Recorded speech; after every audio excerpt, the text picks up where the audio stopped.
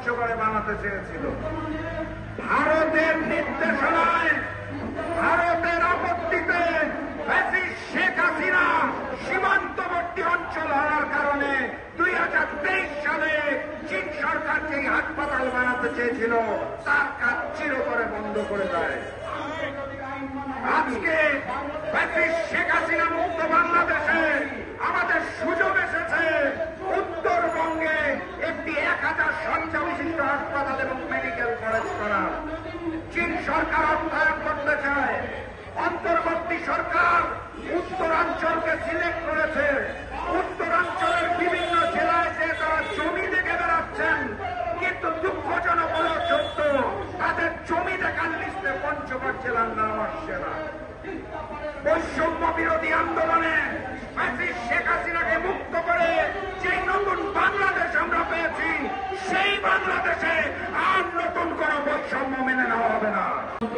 পঞ্চগড় জেলা সমিতি ঢাকা আয়োজিত আজকের এই মানববন্ধনের সম্মানিত সভাপতি, মানববন্ধনে উপস্থিত পঞ্চগড় জেলার সর্বস্তরের জনগণ, আমার সামনে উপস্থিত মিডিয়ার ভাই ও বোনেরা, যারা যেখান থেকে শুনছেন সবাইকে জানাই পঞ্চগড় জেলার পক্ষ থেকে সংগ্রামী সালাম এবং শুভেচ্ছা। আসসালামু আলাইকুম। আপনারা যারা ঢাকায় বসবাস করেন তারা অনুভব করতে পারবেন না 12 লক্ষ মানুষের বসবাস পঞ্চগড় জেলায়।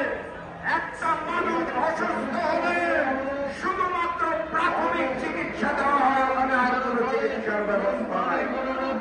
প্রাথমিক চিকিৎসার পরে ওখান থেকে পাঠিয়ে দেওয়া হয় রংপুর অথবা দিনাজপুরে।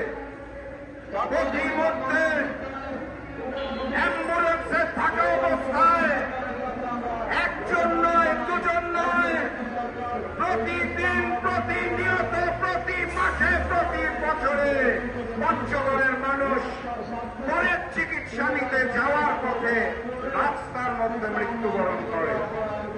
পঞ্চগড়ের মানুষ আজকে এই ঢাকা শহরে প্রেস ক্লাবের সামনে কোন বিনোদনের জন্য দাঁড়ায় নাই, কোন অন্যায় দাবি নিয়ে দাঁড়ায় নাই। তারা সরকার বাহাদুরকে শুধু জানিয়ে দিতে চায় আমরা পঞ্চগড়ের মানুষ আমাদের চিকিৎসা সেবা নিয়ে পঞ্চগড়ের মাটিতে মৃত্যুবরণ করতে চাই, রাস্তার মধ্যে অ্যাম্বুলেন্সে মৃত্যুবরণ করতে চাই না।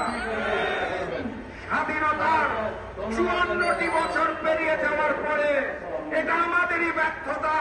আমরা অনেক এমপি পেয়েছি, মন্ত্রী পেয়েছি, স্পিকার পেয়েছি, কিন্তু পঞ্চগড়ের মাটিতে একটি মেডিকেল কলেজ অথবা হাসপাতাল বানাতে পারি নাই।